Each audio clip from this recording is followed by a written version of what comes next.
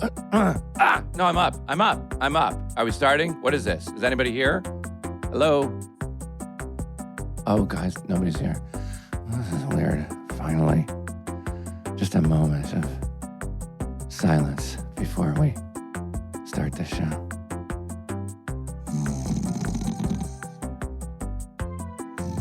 Oh, welcome to SmartLess. SmartLess.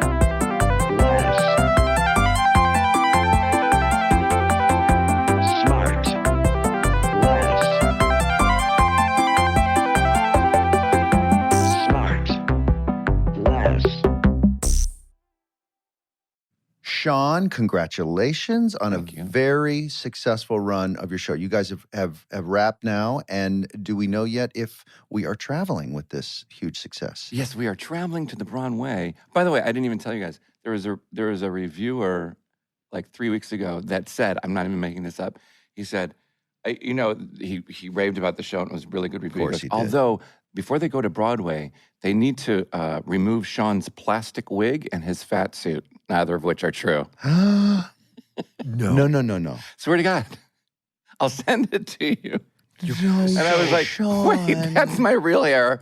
And I'm actually really fat in life. No, you are not. No, first of all, no, Absolutely you're not. No. Well, you know my stomach. Plus, I'm wearing those old 50s clothes, so my stomach sticks out. Oh, well, how wait did a second. that Hang on. leave This you? is... Isn't that hilarious? When you read that, what did you? Wait, what you're happened? not wearing a fat suit?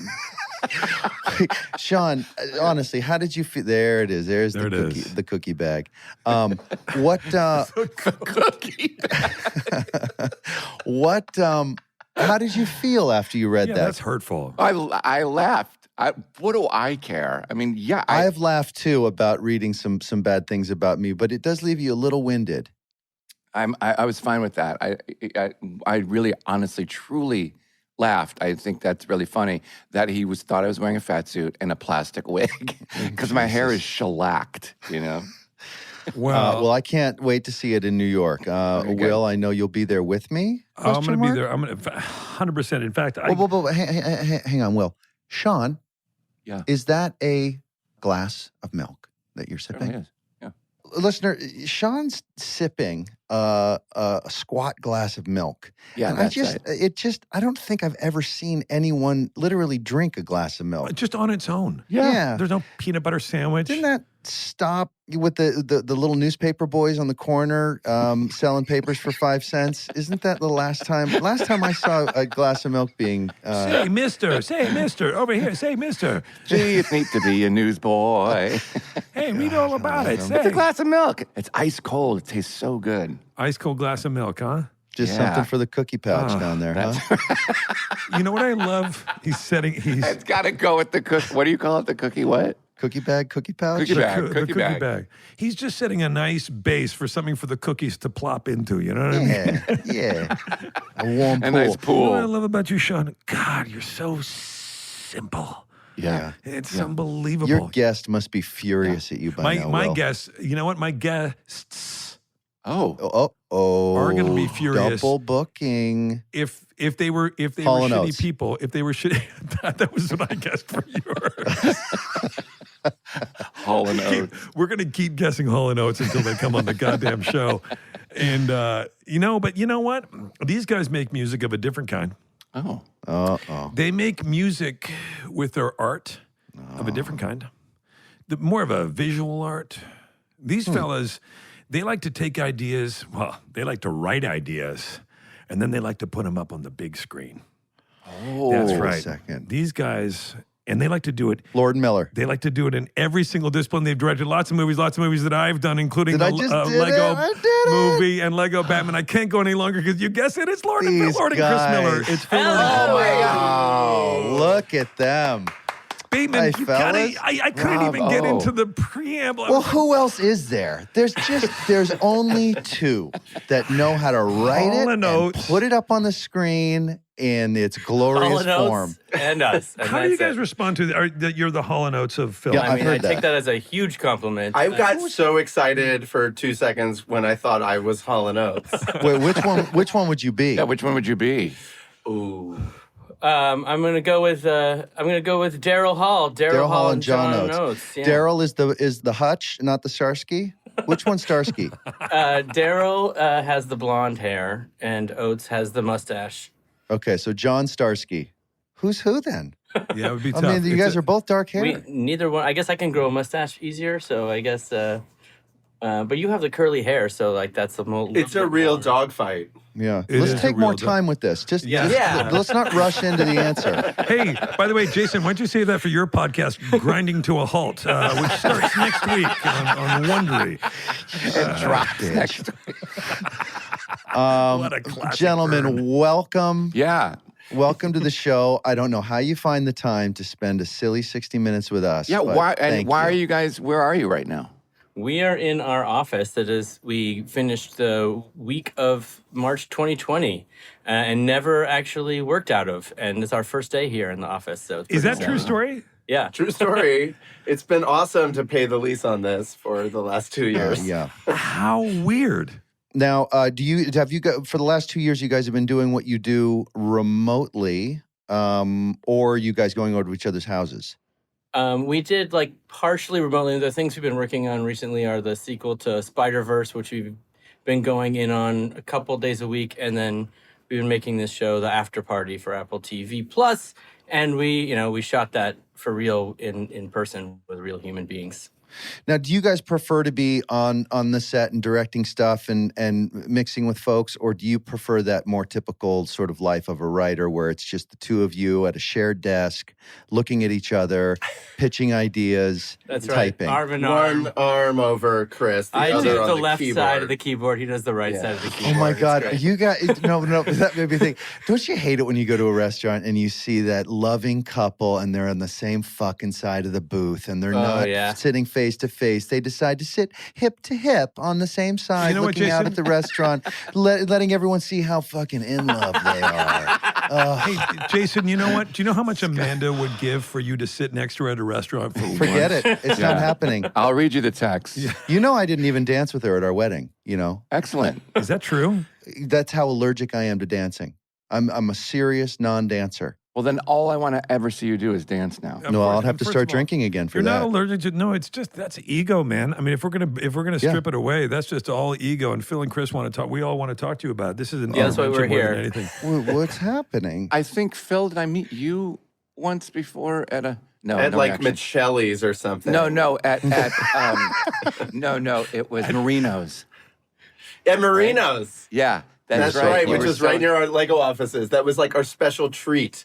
Is they Yeah. would let us out and let us walk 3 blocks in the Yeah, it open was air. so. You were so nice to come up. What and say happens hi. at Marino's? Caesar Is it salad. still there? Marino's is great on Melrose. It's great, on yeah. Melrose. Yeah. It's super old school, very fun, like kind of like red booth Italian restaurant. Oh, and they make Yeah. they mix a Caesar in front of you. One of those. They mix a types of things? Caesar in front of They you, a actually really Mexican do. dish. by They the really way. do. And then the guy will come out every once in a while and go like, "Hey, listen, it's It's not not a a Mexican dish. no, but Phil. he'll come out and he'll go. It is. He'll go. The guy will come out and he'll go. Listen, it's not on the menu, but I'm gonna let you know we got a nice fresh braciole that we just made a beautiful braciole for real. And right, Sean, and they'll bring it to you. I was there Yes, with Jimmy that's Valley totally years true. ago, and the guy's like, "We got this fresh braciole. Don't tell anybody." Like it's a state fucking secret. You know? No That's kidding. so You got- true. Braciole. I'm going to hit socials on this one. Now, wait, Phil and Chris. So, Jason, he mentioned, so would you rather be in a room or, arms linked on a keyboard? Talk to us about how this is how you guys started. I mean, that's what you still do, but Yeah. that's how you guys started writing together. How did that happen? Where did you How meet?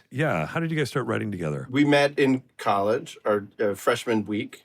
Somebody said, "Oh, I know someone just as weird as you." What school? At Dartmouth College in Hanover, New Hampshire. Beautiful, beautiful time. Phil convinced me to take an animation class, and we started making student films, and somehow got our way making Saturday morning cartoons back when that was a thing that still existed. Sounds like you guys were crushing a lot of ass in college. Oh my God! Let me tell you. Talk us through some of that.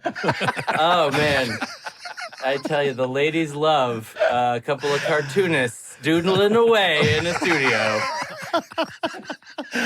Oh, I so wish I could do that. Hey, you guys almost done with that pen?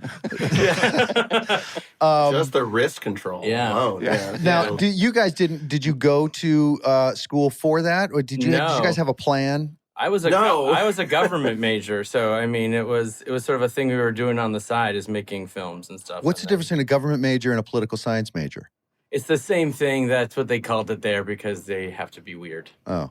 All right. Right, just to be different. Are you still really into politics? Not that we're going to get into politics, but just curious. I am still into politics. It's very infuriating. And do you enjoy sort of like trying to Trojan horse in some political sort of messages maybe in some of your stuff? Don't answer that. Protect your business. Protect your business. Blink. Just blink. I think everything is political in the world. That's right. That's right. What an outrageous statement. I tell you what. So when you guys first started like making shows and stuff, how did you know you clicked? Just the same sense of humor, the same sense of kind of like, what's the thing where you're like, oh God, this guy's funny or cool? When we were in college, when we met each other, we felt like kindred spirits. We both loved, Harold and Maude and Steve Martin movies and all this other stuff. And we all just had like the same. And there was no Fox affiliate in Hanover. So Chris's sister would mail VHS tapes of The Simpsons. I worked with Chris's sister. That's right, you did. Oh, really? She's Yeah. so sweet. Please tell her hi. Time out. What? Yeah. She worked with us at Aggregate back in the Universal days. It's true. Oh, I thought you were going to She say was she awesome. worked on Wow. that Ice Capade special you did with Alyssa Milano that Kimmel sent us the other day. She read for it. She got pretty close. We had her back a few times. Don't worry. But, Don't worry. I'll send it to all you guys. Kimmel sent it to us the other day. I had a real heavy sweater on. Now, how do you? Now, listen.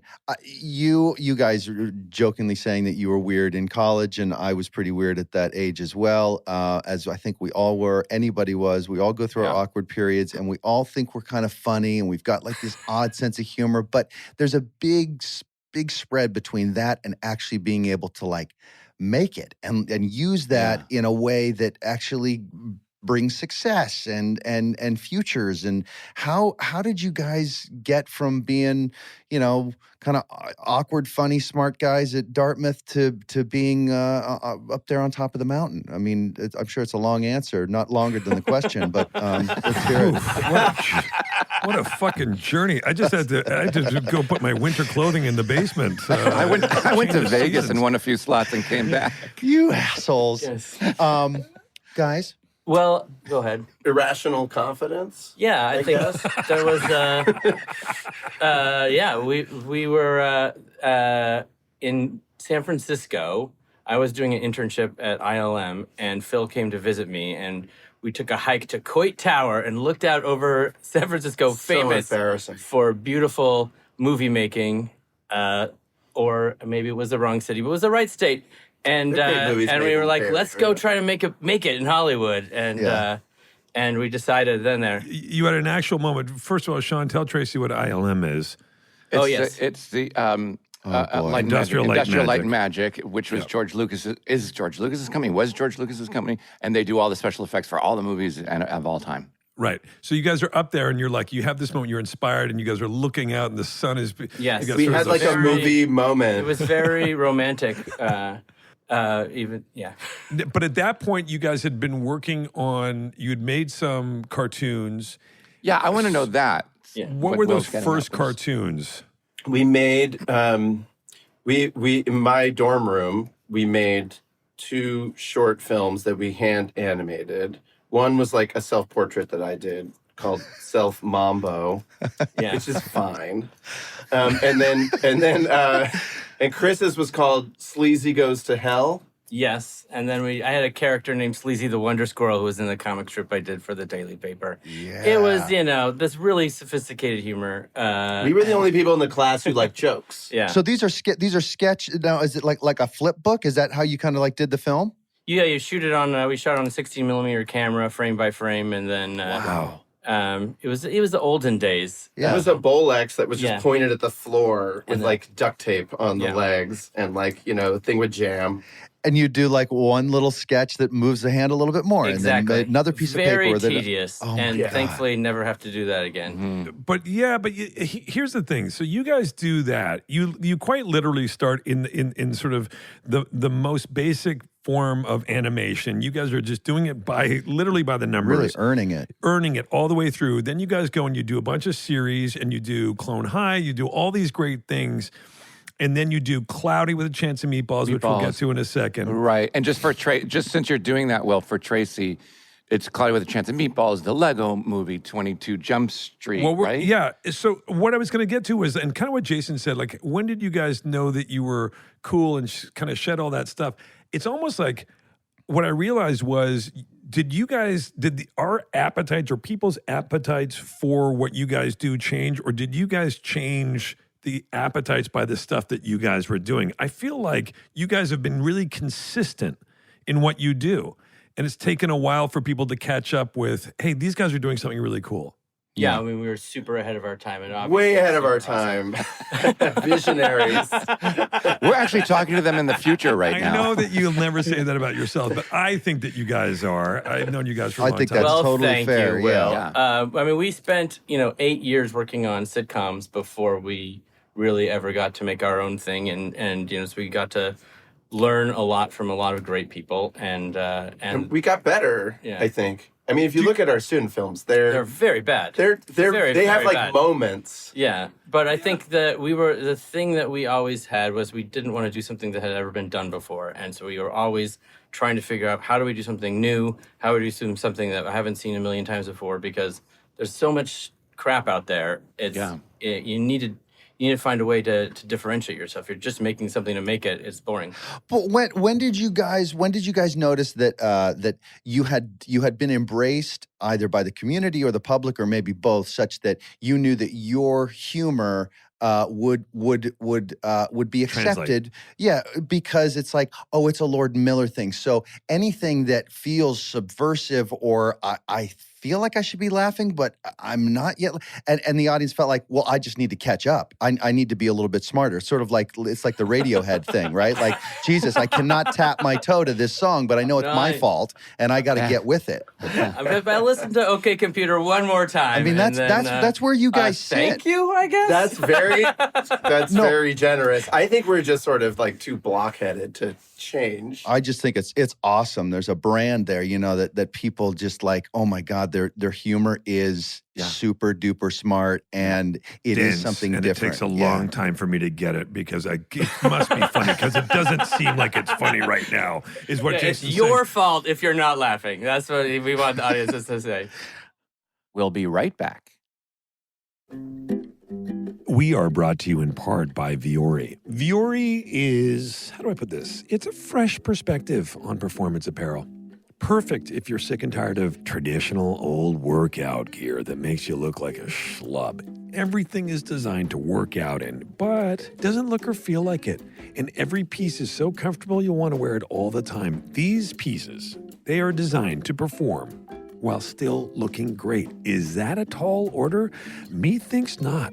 They'll take you from the gym to the coffee shop, to the market, to the meeting, to whatever other errands that you have that day. Vuori is committed to a happier, healthy planet on top of everything else. So they reduce and offset 100% of their plastic footprint from 2019 and beyond and use better, sustainable materials. The first thing I got from Vuori were the core shorts.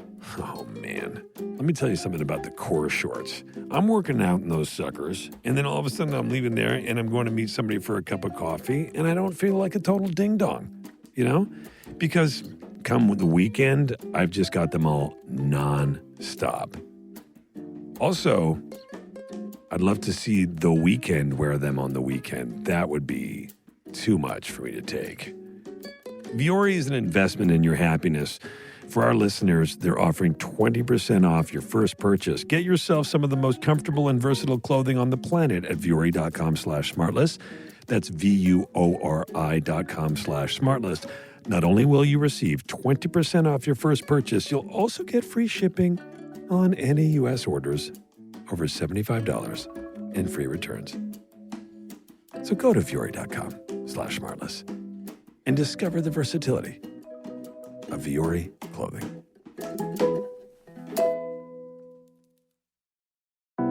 SmartLess listener, hey, this episode is brought to you by Zelle. Zelle is a great way to send money to family and friends no matter where they bank in the United States of America. So Jason, Will, and I, we did this little project with a friend of ours, and to thank him, we all got him a DOP kit. First of all, I had to be told what a DOP kit is because I was like, what the hell's a DOP kit? Why not just call it a toiletry bag? But anyway, they told me what a DOP kit. I was like, oh, I know what that is. It's where you keep your toothbrush, and then the older you get, all your pills and everything else. But Jason actually bought the bag, and Will and I used Zelle to pay Jason back. So it was very, very satisfying to see Jason pay for something. We even teased him that we weren't even going to pay him back, and he freaked out just for a second. But we actually ended up paying him back through Zelle. It was so easy. With Zelle, money sent goes straight into the recipient's bank account, typically in minutes between enrolled users. You don't have to download another app because it's probably already in your banking app. It's in over 1,000 different banking apps. So look for Zelle in your banking app today. SmartLess is supported by Liquid IV. Okay, every day I get up and I got to get active because it's the best way for me to feel good about myself moving forward. For me these days, that means I'm down and I'm doing a little bit of boxing and I'm doing a little bit of cardio and maybe some very lightweight. Here's the thing. When I do that, it just makes me feel better about myself. It clears my head, and it helps me get to a place where I actually have more energy. And when you push your body too hard or you just feel run down, it's extremely important to stay hydrated. Making hydration a priority helps us feel better on a day-to-day basis, and just one stick of Liquid IV Hydration Multiplier in 16 ounces of water hydrates you twice as fast and more efficiently than water alone. See, Liquid IV is made with premium ingredients and contains 3 times the electrolytes of traditional sports drinks. It's non-GMO and free from gluten, dairy, and soy. Liquid IV hydration comes in refreshing flavors like watermelon and lemon lime and strawberry and pina colada and more. What I love about Liquid IV is that it's one-stop shopping for all my hydration needs. I put that stick in, and I know I'm going to feel good. Grab Liquid IV in bulk nationwide at Costco, or you can get 25% off when you go to liquidiv.com and use code SmartLess at checkout. That's 25% off anything you order when you use promo code SmartLess at liquidiv.com. Experience better hydration today at liquidiv.com. Promo code SmartLess. And now back to the show. So you guys worked on sitcoms. You guys were and tell the audience what shows you guys worked on. Well, not to brag. Primarily. There was a Luis Guzman sitcom called Louie. Yeah. But we actually, the one that anyone remembers is How I Met Your Mother, which we worked on the first season of. Right. So you guys worked on that show. And I would say, again, would you think that experience of working on a show like that with a big writer's room, did that help you hone how you told jokes in movies? Because I love those writing room experiences. They're great, and they teach you so much. You get so many at-bats in a room full of funny people. You get to absorb a bunch of different points of view on writing and comedy. You have this amazing safety net where you could try things out, and people help you save you from your worst instincts, right? And it's so collaborative, and that's the part that really helps you when you're making movies, is that there's a class of filmmaker that's like a genius that you should not mess with, and they just it comes to them from Zeus, and then they put it on the page and on the screen, and that is not us. Our thing is much more like, let's find it, let's make mistakes, and especially on an animated film, but on any movie, you're just, you're getting the benefit of all these smart filmmakers that are part of the crew and part of the cast. And that experience in those writers' rooms have really helped us. And it's allowed us to be flexible, and be open to ideas from everyone. And, and part of the thing is to get a great cast of people who can also provide stuff. You know, working with Will was awesome because he was able to. I mean, yeah. The other way. Well, you know, it's They good mean and Forte. bad. But They mean I was Forte. talking about Will Forte and Will Ferrell. Oh, obviously. right. Yes. Forte. 'Cause Fantastic. And Ferrell. They both Common name. give you a lot of options, and you know, and then we just did this show, the after party, where it was just full of a bunch of funny people, and they all were able to bring a lot of stuff, and that openness that you learn in the writers' room to like following the best idea was a great training ground. I think the other thing that really helps you is that you're also trained to listen for the audience and whether they are laughing or engaged. Right. And that ethic is really important to our filmmaking process. You know, just understanding what it's like to sit in a theater and experience people's vibe while they watch it, and respecting that enough to go, okay, it's not that these 500 people are dumb. It's that we failed to convey our idea. Right, and to give and to leave room for them to appreciate it too, in that way that there is a kind of a rhythm between you and the audience, that it is a show, that you're not making the jokes to make yourselves laugh, you're making it to be funny and to be entertainment, and they have to be able to have the room to enjoy it and engage. You talked about all these people. You guys are such great collaborators. Not only are you a collaborative team yourselves, but you guys have collaborated with a lot of people over the years multiple times. For example, I remember I'm one of the few people who've seen the great pilot, I think, that you did with the Lonely Island Boys before they did SNL, called Awesome Town. Oh yeah. Which was so funny, and I remember thinking like, what the fuck is this? And who are these guys? It was so crazy. Now, of course, it wasn't going to get picked up because it was way too insane. But we held the grudge about them not picking it up for quite some time. We made that thing. We tried to sell it to Fox, and then MTV. Nobody wanted it, and then suddenly they 5 months later they became Lazy Sunday happened. Giant sensations, and Andy was hosting like the MTV Movie Awards. Andy Samberg, yeah. Yeah, and Phil kept texting all of the MTV execs who passed on the show, going like, whoops. Here is a 50-foot tall billboard of Andy on Hollywood and Highland. The one that got away. It was so, I just thinking like, these guys are ahead of the curve. Mm-hmm. You guys worked with Forte so many times over the years on lots of different projects. As somebody who we all know, and it's like, it took a while for America to go like, but you guys were like, Will Forte's the funniest fucking guy ever. Yeah. And then you're proved right. Again, as we all know it. Do you guys, in order for your sensibilities to line up, did you find out as you guys were getting to know each other in college that you had similar upbringings? We really did, actually. We both were really short in high school and grew late. And so we both had like a very similar upbringing, weirdly. We can't relate to winners. That's right. We always feel like the little pipsqueak in the corner. Okay. I'm sorry to break it to you, but don't look now.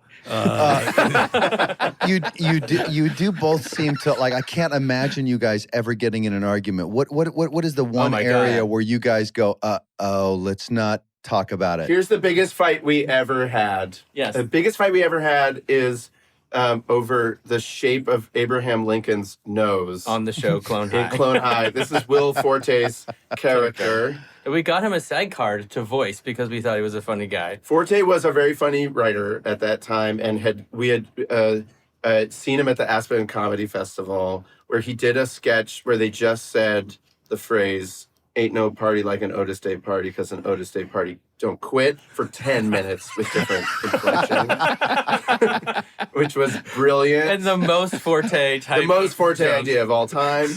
And he was still, I think he was doing Groundlings and did the Goldman sketch. But the Goldman is the greatest sketch. Well, so what's the Goldman sketch? The Goldman sketch, can you guys describe it? It's really not family friendly. It's not You have to super describe it. friendly, but, you know, so he's on stage, he's in full gold makeup like he's one of those robot men, the street performers. And they have to do this sketch. It has to be the last sketch of the night for two reasons. One is that the gold paint takes hours to get off. Yeah, and the other is, well, you'll see, is that someone puts $1 in his thing, and he starts singing this song called "Heart of Gold," where he's explaining about his life, and then it ends up devolving into this thing about how he sucks cock for his face paint, and then it just he just keeps going, "I suck cock for my face paint." It's a lot of the word face cock. paint, and what happens is the room starts to clear. Because it goes for also 10 minutes. It goes forever, and people just decide they're going to leave. Right. Worst case scenario is they're going to miss maybe the last sketch or the last two sketches. So right? that's why they had to put it at the end. Right. Yes. It's one of the crazy, funniest fucking things you've ever seen because it comes out of nowhere. Because at first if I remember correctly in the sketch, well, different times, but he'll get kind of, the guy puts $1 in. I saw him do it with Sudeikis once when they did that never aired live SNL at UCB during the writer's strike and whatever. And he's like, puts the thing in, he's trying to get him to move. And then he finally starts, and then he just does it he's not even doing it to the characters, he's doing it to the audience. I saw a car for my face paint. And he just breaks into that. I love that the character is so just hearing that for the first time, I'm thinking how important that face paint is to that character. That he would do anything to obtain it. Of course, it's incredible, and it's so Forte. Now, look, I know that you guys don't fight, but we've never fought, but we have to bring up, because I don't know if these guys know, let's talk about the time that you guys fired me. Oh, boy. Yes, Is that true? It is That's a true. true story. We did Talk have slow. to. Yeah. Let's hear it. Jason really wants to savor it. Yeah. We had cast Will for the lead in Cloudy with a Chance of Meatballs. It's true. Yeah. Well. And the studio did not think he was the right voice. They thought he was too old, too Sounding. that. Thank you, Bill. For the character. Thank you. Yeah. He sounds well, now I get this, right? Like, so his voice is so, and this is why the guy sells trucks that are Yes, professional grade. Like, fucking Hader couldn't sell a truck, but Hader could, sell something a little bit more sensible, a little bit more economic. Like, He could sell a funny truck. So we tried to prove everyone wrong and be like, you don't understand. He's really funny. He's great. He's vulnerable. He's wonderful. He's fantastic. And we tried, and they said no. I will say that this is 100% on us because we had a first act screening that went great. And then we put the whole movie together. With Arnett's voice in that screen? With Arnett's voice. With Will's voice. Me and Amy. And You and Amy. Oh, yeah. And we put the whole movie together, and it sucked. And the reason the whole movie As an sucked animatic. was because we were good at making you pay attention for 20 minutes at a time. But when you have a whole movie, if the audience can't really root for the main character and get on board, I don't care how funny it is, they go to sleep. And what was going on is every 5-minute sequence was a really funny sequence unto itself. And then strung together, you're like, what is this about? Why do I like these people? And what am I rooting for? And what's emotional about it? And we're like, doesn't matter. It's real funny. And the audience just wouldn't go there. So, and the studio basically blew the movie to bits. And we're like, start over.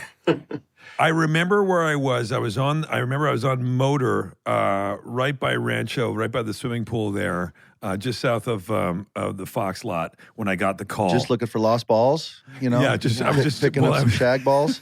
picking up shag balls from Hillcrest Country Club. And I remember, I was on the bag. I was just doing a loop that day. I picked up and I remember getting the call and Amy was back in New York and I pulled over and I go, well, looks like we both got fired from Cloudy with a Chance of Meatballs. She's like, Amy got fired too? Oh, it was a they team fired fire. both of us. Yeah, it was a team It fire. was a whole movie blow up. It was the set time. And so then years later. That's bad. Oh, go finish your story, Will. So we didn't talk for a long time. That was the last time these guys were really sweet. And they're like, we're so sorry and that this happening this way. And I was like, okay, cool. And it's hard not to, no matter what the circumstances, when you get fired, it's hard not to be like, I get it. And I get this. And they kept putting, again, very kindly, it's on us and the movie. And I was like, okay. And it's hard not to go yeah, they say that, but it's really me. I'm terrible and I'm the worst. No. But years later, when we were making the Lego movie, we were like, who would be perfect for Batman is Will. But then there you we go. were like, he may not want to talk to us again. And so then we went to the studio and said, we want to hire Will, but we have a thing. No matter what, he has to stay this part.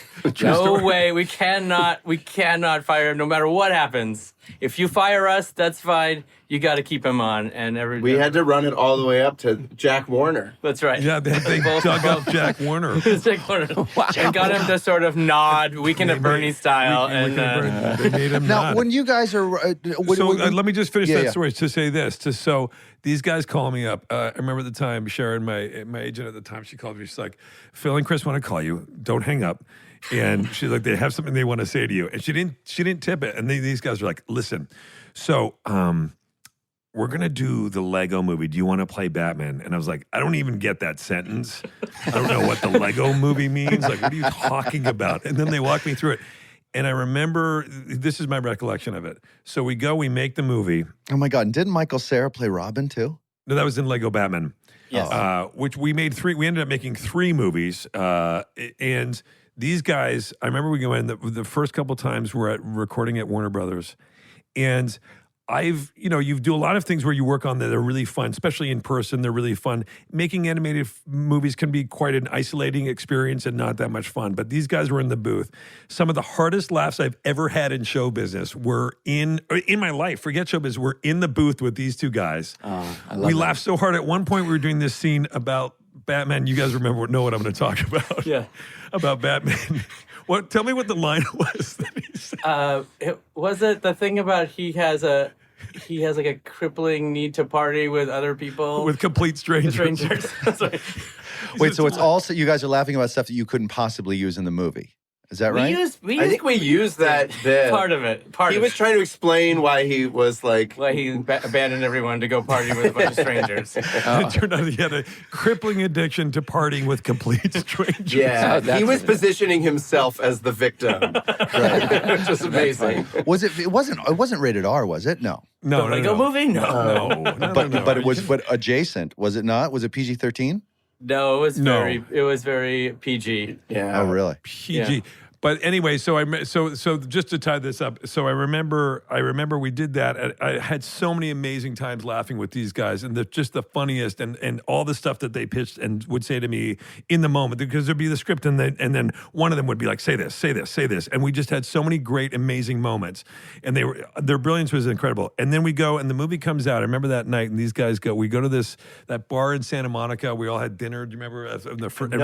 Vito's. Another weird, old-school empty Italian restaurant. That's Vito's. right. Vito's. The best. And the returns start coming in on the movie, and it's just doing better and better. Like every 15 minutes, they're like, "No, wait, it's going to make this." And then I was like, "This is so crazy." And then they said to me, they go, "Hey, how would you feel if we made a Lego Batman movie next?" And this is like on the night of this like total victory. I was like, Opening night. Yeah, opening night. I'm like, yeah, I guess. And they're like, yeah, the studio wants to do it. I was like, are you kidding? And so and then I said, and I don't know if you guys remember, I go, I'm really glad that Cloudy with a Chance of Meatballs did not work out. Yeah. Everything happens for a reason, for sure. It was my the best. Now, when you guys write an animated film, you obviously have to wait to have all the animation done. That happens after the voices are recorded. Is it a different process for you guys doing that versus, because you have to rely on, you guys aren't still doing the animating, right? The animation? Right, no, we're not. We don't. We have much more talented artists. So the whole half of the movie, you have to rely on a whole different set of creative contributions, different than what you can sort of control and guide on a live set, right? How different is it for you? Yeah, in a funny way, it's the same skill set, which is you're trying to create an environment where everyone you're working with can thrive and bring something of themselves to it. So, Yeah. It's either in the booth with really talented guys like you, or you're in a sweatbox, watching footage with a bunch of animators in a room, and like each person's worked on a shot for weeks.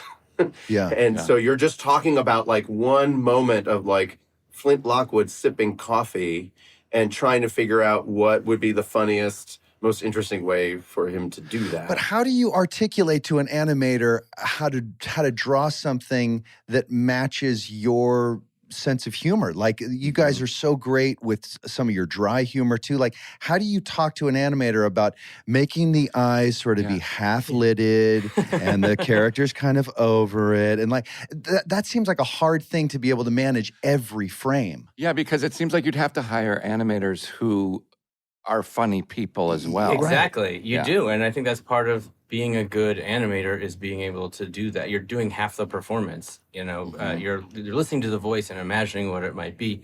And as a director or a producer, it's the same thing as working with an actor. It's just in a much slower process. But do you audition those animators? Like, do you look at their stuff and go, oh, that person knows how to draw dry? End up you cast the animator to the shot where you're like, I think this person can do a good job on this bit, because this thing is really easy and really straightforward, or this one is one that like needs a little subtlety, or this one, there's this one person and she's amazing at this type of comedy. So you hire a team and then you kind of delegate. You do the love scene, you do the action scene, you do the dry humor it's scene. Shot to shot. So you get like 50, 60 animators and usually like, at minimum. I mean, these days you're getting hundreds. Wow. We'll be right back. SmartLess is brought to you by Helix. You already know how much we love our Helix mattresses, right? We've been talking about it for so long. So much so, we all got more mattresses early this year. What's great about Helix Sleep is their quiz, right? I love taking quizzes. If they're easy, and this one's super easy, you can pass it every time. It takes just 2 minutes to complete and matches your body type and sleep preferences to the perfect mattress for you. So after I took the quiz, I got Helix Dusk Luxe mattress. Say that 10 times fast. Helix Dusk Luxe. It is like the most comfortable, relaxing. You just melt right into it, have the best night's sleep. I love it.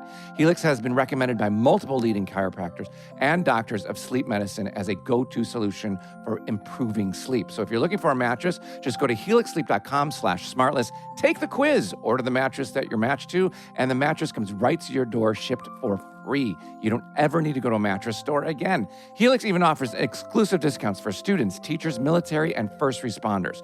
Plus, they have a 10-year warranty, and you get to try it out for 100 nights risk-free. Helix is offering up to $200 off all mattress orders and 2 free pillows for our listeners at helixsleep.com/smartless. That's helixsleep.com/smartless. SmartLess listener, we are brought to you by ZipRecruiter. There are so many more things to do during the summer, and you want to free up as much time as possible to enjoy them. So if you're a business owner, the last thing you want to do is sort through tons of unqualified candidates' resumes when you could be hanging out with the family, going to the beach, going for a bike ride, just like playing games or, I don't know, walking around staring at the sky, for crying out loud. Whatever it is, it's better than having to look at the resumes of a bunch of dullards. That's why you need ZipRecruiter to find great candidates. And now you can try it for free at ZipRecruiter.com/smartless. ZipRecruiter uses its powerful technology to find and match the right candidates up with your job. You can easily review these recommended candidates and invite your top choices to apply. Additionally, ZipRecruiter has a complete suite of tools that makes it easy to filter, review, and rate your candidates. 4 out of 5 employers who post on ZipRecruiter get a quality candidate within the first day. So, soak up all that summer has to offer and let ZipRecruiter do the work. Ready for the URL? It's ZipRecruiter.com/smartless. That's where you can try it for free. Again, that's ZipRecruiter.com/SMARTLESS. ZipRecruiter, the smartest way to hire.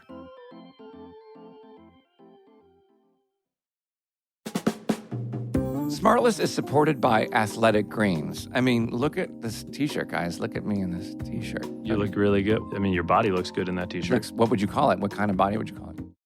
An athletic body. That's right.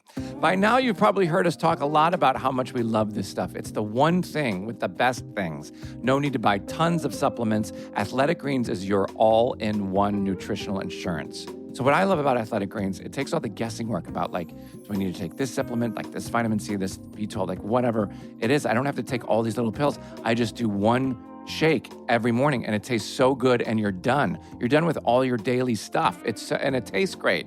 So what exactly is it? With one delicious scoop of Athletic Greens, you're absorbing 75 high-quality vitamins, minerals, whole food source superfoods, probiotics, and adaptogens to help you start your day right. This special blend of ingredients supports your gut health, your nervous system, your immune system, your energy, recovery, focus, and aging. It's lifestyle friendly, whether you eat keto, paleo, vegan, dairy-free, or gluten-free. Right now, it's time to reclaim your health and arm your immune system with convenient daily nutrition, especially heading into the flu and cold season. It's just one scoop in a cup of water every day. That's it. No need for a million different pills and supplements to look out for your health. To make it easy, Athletic Greens is going to give you a free 1-year supply of immune-supporting vitamin D and 5 free travel packs with your first purchase. All you have to do is visit athleticgreens.com/smartless. Again, that's athleticgreens.com/smartless to take ownership over your health and pick up the ultimate daily nutritional insurance. All right, back to the show. How many can you think back now of moments where you've just standing there in front of an animator and you're acting out what you want? Sometimes that definitely happens. On Cloudy, where you know, a lot of stuff now happens in Vancouver, so you're usually working remote. But on Cloudy, we were all in a room with 60 people at a time, and so yeah, you would stand up and go like, what if Flint types like a Muppet, Right. like this.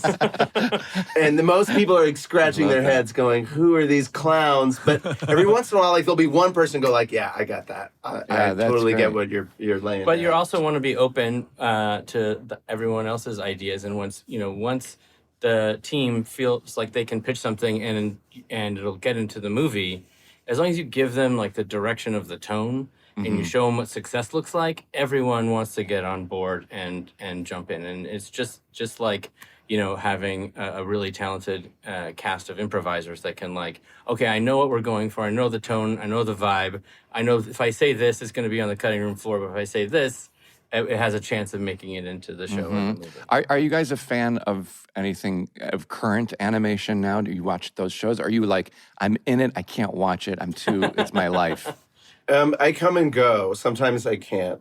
I have to only watch like things that we can't possibly make. Right. Like a drama or like a docu-series or something. But the cool thing about animation these days is there's so much great work happening and it all looks different. And we're in a golden age where people are trying wild stuff. Yeah. And on the feature side, which is generally a little more conservative, it's starting to get really wild, which is, we feel good about. I find that hard to believe that there's something that you guys can't do, and I know you're being modest, but I mean, you guys shift pretty seamlessly between live action and animation. Certainly, I know in comedy, and you guys, it's what you do, but you've done it with such great ease. I kind of wonder what. Because you guys do you do the Jump Street movies, and then you do Lego, and then you do Spider-Verse, and then you do the After Party. What are those moments where you guys look at each other and go, "All right, it's time to do an animated movie"? Or do you have those, or is it just as stuff becomes? Yeah, how do you decide what to do since you can do so much? I mean, clearly we just never say no. Yeah, we need to say no a little bit more. And it's all happening at once, and I can't say there's any calculation or thinking about like a filmography or a strategy like that. We're literally just going like, oh, we had that idea 2 years ago. How are we going to get that up on its feet? Right. You guys had even though you met in college, you're from different parts of the country, obviously. Phil, you grew up in Miami, is that right? True fact. True fact. Do you still have a connection? Go Marlins, go Heat. Go Dolphins. Oh. Because nice. I grew up, I'm an old fart who grew up before there were Marlins or Heat. You love Dan Greasy. I mean, I'm a huge Bob Greasy fan. Bob Greasy. And then Brian Greasy was my locker mate in the 7th grade. Wow. And his son, Brian, is now a broadcaster, but is also a quarterback in the league. And was in the 7th grade, I weighed 60 pounds. And Brian weighed 200 and was 6 feet tall. Oh my God, the duo Halloween costume options there are exciting. They're to really me. good. Yeah, he wanted me to be a parrot and he was a pirate. Yeah. So you were big Mark Clayton and Mark Duper fans, is what I'm gleaning. The Marx Brothers. Yeah. My heart was broken in the one Super Bowl we were in, and then losing to the damn Patriots in '85 was horrible. It scarred me for life. That was terrible. Sports. Sports, Chris, you have a similar affiliation with sports? I do. I'm a sports fan from the Great Pacific Northwest. So I'm a Mariners, Seahawks, Seattle Supersonics fan. Haven't been to any Sonics games recently, but I'm excited to get back to those. And you're excited for the Kraken, obviously, for the big NHL team, the huge. Kraken. Well, you guys Yeah. couldn't have Kraken, grown up further away I know, from one another. like the absolute corners of the The country. diagonal. Yeah. It's either San Diego and Maine. Would That's be, right. But would both be the- with both port cities. That's right. See? Okay. with a significant illicit drug trade. There you go. Sure. Yeah, I'm just trying to think. Well, first of all, yeah, that's true. But Miami, obviously, it's got Miami Vice, which was pretty great. What's the big? Is there We a had big, we had grunge music when I was you had there. grunge It was, music? Yeah, you guys had it the was killing. Yeah, we invented overpriced coffee while I was there. You guys had you had Miami Vice, and Chris, you had Northern Exposure. So There that's you go. good. There you go. That's right. Chris, how old are your kids, Chris? They're 13 and 9. Boy, girl? They're exactly one of each. Yeah. Salt and pepper, match set. Do they like the movies They like the movies. that you guys make? Yeah, no, it's I mean, they haven't seen the Jump Street movies yet, although they're getting 13's close getting to ready. The age, yeah. Yeah. But they do. They like the movies that we make, and they give notes. They're like, Act 2's a little slow. Can you guys do another one of those? Can you Another direct Jump another? Street? Direct another comedy movie. For some reason, Live they're action. just so Well, friggin' you've got rare. they've got the After Party. Got which the has After been- Party Yeah. on Apple TV Plus. Okay, gotcha. It's a live action murder mystery comedy. All right. Thanks a lot for making Murderville right around the same time, Will. That was really helpful. Sorry. Would you guys ever go back to your traditional kind of beginning and do a multicam traditional sitcom? Like a classic sitcom. Yeah, would you ever Yeah, I wanna mean, do if that? the right one was there, and What if the figure a wrong way to one was fill there? The wrong one. Could you make it do right? that. Probably we could do that as well. Sean's got something he's going to send you. Three guys, they're in their 50s. Three guys in their 50s, right? Yeah, I'm listening. Listening. Yeah. Yes. And people, the first thing you're going to say is, these guys are in their 50s? No way. No. That's the name of the show. way. That's the name of the show. show These is guys called are in their 50s in Terabang. Or we call it that, or we call it Ring Light, the series. And it's just all right. 50 play 35. You've kind of got the concept probably already. I want to mention Jason's I know he's geeking out because Mitchell versus the Machines. We talked about it. And Man, is he that good. So, Jason, I'm going to let you loose on the boys because it is a great movie. I just, you sit there and you want to He find went some time crazy to about gobble it. stuff up with your kid, and you search and you search and let's give this thing a try. And oh my God, I did not stop laughing. I was certainly grinning the entire time because it was all so fresh, so sharp, so left when you think it's going to go right. Yeah, I mean, yeah. just everything. That's to their the point where- hallmark, man. No, I know, but I kept looking over at my, I think I watched it first with my 15-year-old and then with my Wait, 10-year-old. what's it called? It's called The Mitchells versus the Machines. Mitchell's- Yes. And that's the movie you guys did. I'm sorry. Yeah, we produced it's it on Netflix. Netflix. Yeah. Oh, that's great. And it's just to check it out. I'm writing stunningly it down. good. And I was laughing more than they were because it's that smart, that great. Like Oh, I wanna it's see it. great Your kids for are not that the smart, I the hear great that. animated stuff that works for adults and for kids. It's Yeah. just that's not easy. Oh. I'm Well, sorry. and then you do, and now you said you're working on another Spider-Verse movie. It's true. And it should be noted that, you guys are dipping in. You're one of the only sort of creatives who have been allowed to dip into DC and dip into Marvel. I don't want to make too big of a That's deal right. about it, lest they catch wind. Double down.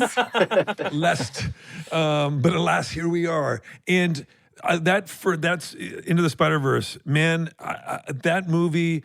you go and you have preconceived notions, and I shouldn't have. I went to see it because I love you guys, and I was like, it's going to be. But at the very last minute, thinking like, how different can this be? And then just being absolutely blown away by that film.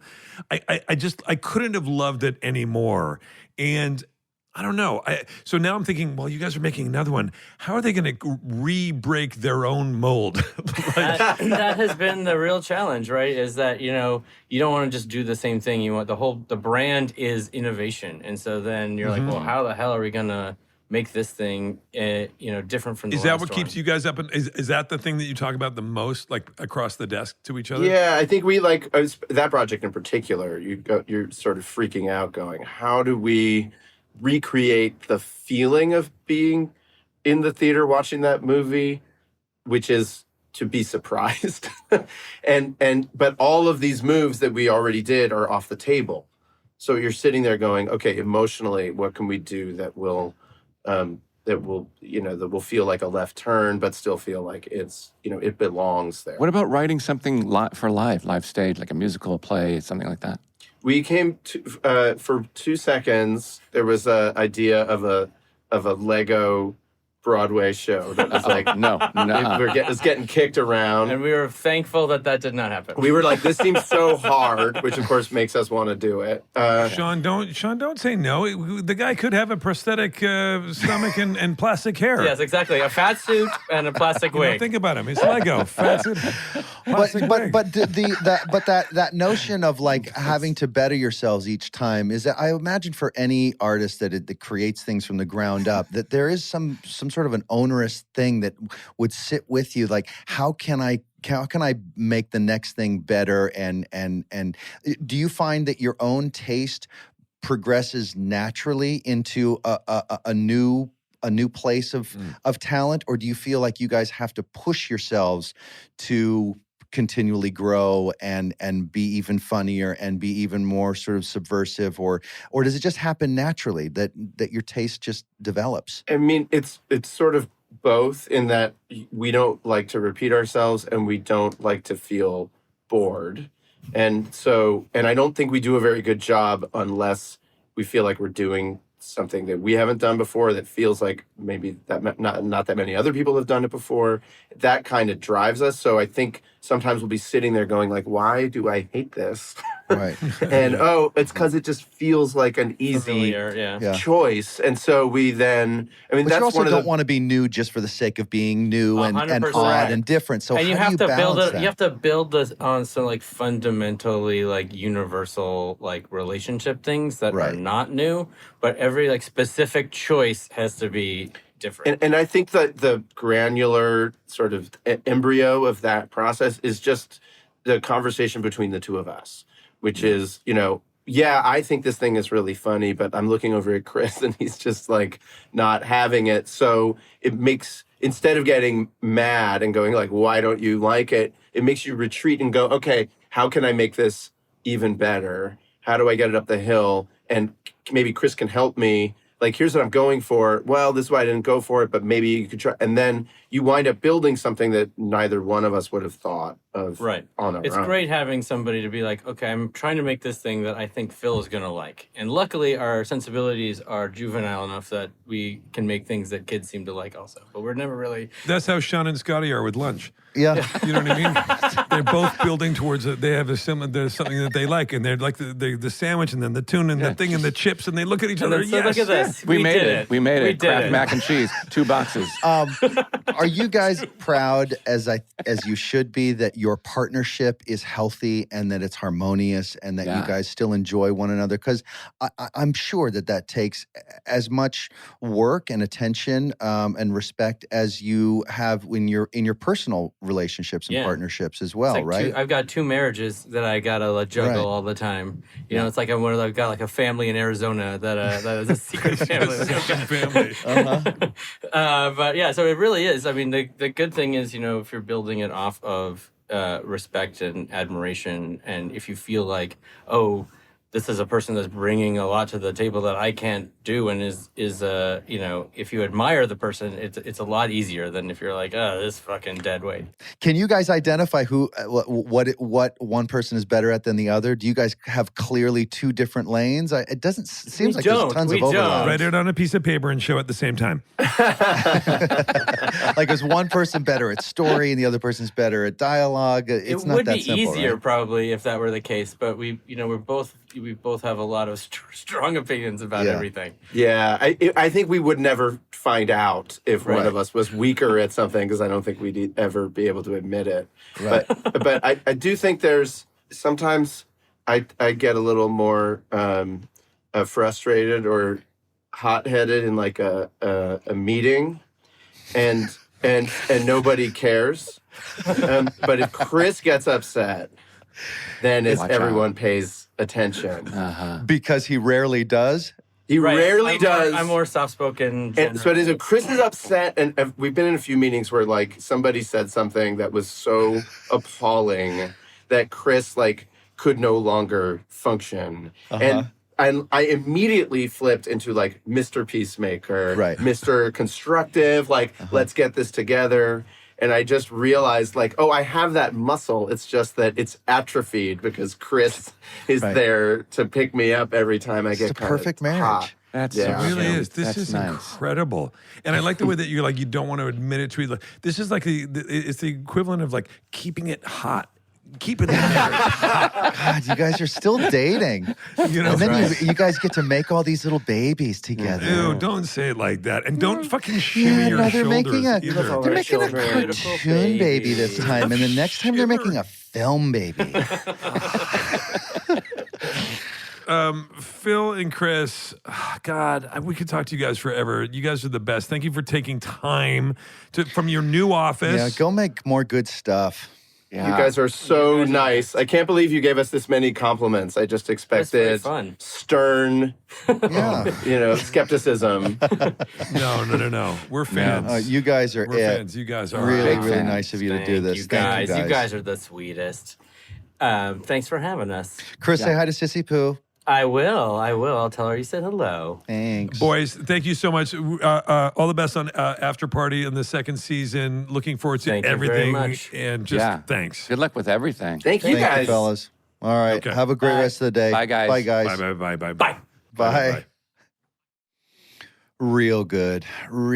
So when they double dip, when they do DC and then other times they do Marvel or whatever the other one is, do they just maybe switch they go Miller Lord instead of Lord Miller, and that way people lose track of them? I think when they did Lego Movie, there were actually a lot of properties involved in that. It just so happens that Warner Brothers is affiliated with the DC brand. Yeah, because I think they could just switch their names, just go Miller Lord, and they'd think it's a different couple. Well, they had everybody in that. I remember one thing was in Lego Batman, there was a line where I say, what's the password, when he's going into the Batcave, and I said, Iron Man sucks. And they were like, oh, you can't say that. I'm sure it's going to be okay. I don't think anybody's going to mind if I say. And we had to go and ask. And they are honestly. Jason, you brought up when you go to the movies, especially when you want to see an animated film, and those guys are it. Well, a movie that appeals to everybody, and not in that way of like, hey, the way that executives think, like it's got to be 4-quadrant because they want to just hit everybody. It's actually really good for everybody, but not just really, really good for everybody. Yeah, That's what they do. And it's not like they're doing it in a contrived, sort of deliberate, strategic way. I think they're just that smart, that funny, where there's a little bit for everyone in what makes them laugh. Yeah, I love their stuff. Yeah, they're just incredible. I truly meant it. That working on those Lego movies with those dudes. I can't believe they can do everything. They can Yeah. do big animated films. They thrill. can do live action ensemble comedy stuff like stuff, 21 yeah, Jump and Street. I mean, And then it's they do this amazing. series, and now they got the After Party, which is a hilarious series. By the way, it's so smart of them to always zigzag because, like they said, our brand is an invention, or what did they say? Innovation. Their brand is what did he Is this what a did he buy? just say? Is he trying to back into a buy? Will? No, he's not. This is no, the first time I'm- that he's actually legit. No, I he can said tell the our difference. brand is innovative or something like that. Where they you can't label them as one thing, which is so Right. smart. Yeah. Yeah. Great. Thanks, Sean. Hey, now I just hang on. I just remember what I'm getting Sean for Christmas. Is it a half Sorry. a brain? It's a thesaurus. No. Oh.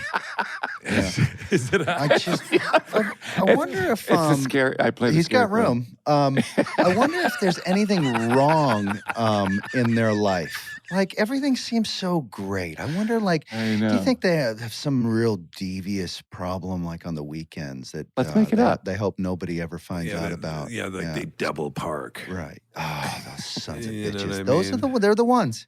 They're the ones the that just kind of ones. straddle the line, you know, because they don't want anyone dinging their door. No, they don't. I think they're. Well- I think they're probably just really good guys. Oh, here And you know comes- what oh, here- guy here we go. Hang on. rhymes Hey, guys, with? if you Clear- could see clear the the decks. Be if real you could quiet, 'cause see here it the comes. glint in his eye You for know such what? a lazy. He's so happy. You know with what this one. guy when you have to rhymes say, with? you know what it rhymes with. This is fucking, even for you, this is so lazy. And I'm going to allow it because I want you to shame yourself. Go ahead. Well, Go ahead, guy Sean. rhymes with bye. No, that's lazy. It's lazy.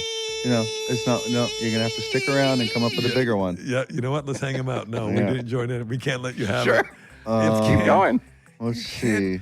Sean, you know why? Because if I let you go, and if I let that one go today, and then some listeners, you know what that could do? That could come back and Bite you in you the in the ass. ass. Love you both. Bye. Love you.